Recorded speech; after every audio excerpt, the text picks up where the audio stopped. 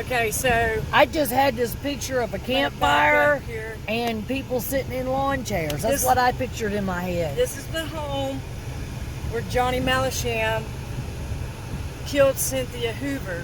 Now, the last time I was here, there was a memorial on this fence. Florida. Cynthia Hoover's official death was announced on May 12, 2021.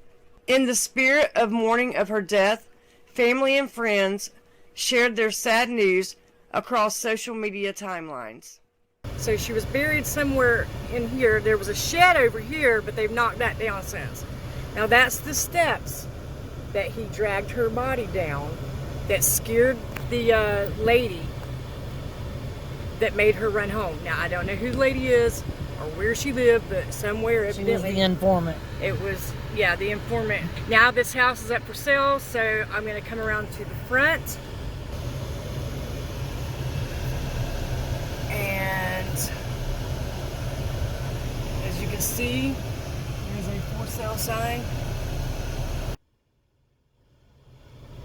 And that is a dilapidated house. Here we go. But this is where it happened. We don't know exactly where the informant lived, but it's going to be around here somewhere. And like I said, you know, all the neighbors around here, when it happened, they actually couldn't believe that he could have done such a thing. He was one of those wolves in sheep's clothing. They didn't know about his other background of him being arrested before in Alabama. And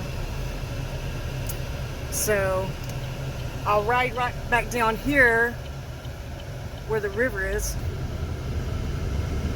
So here's the river that I do believe is where he threw her keys. They're there somewhere. Somewhere out there is probably most likely. I mean, it's just down the road from his house. He abandoned the car on the interstate and then came back with the keys, and I imagine just walked down right down here and threw them into the river. Is what he told the yeah, that's what he told. Truck though, so he could have drove. Yeah.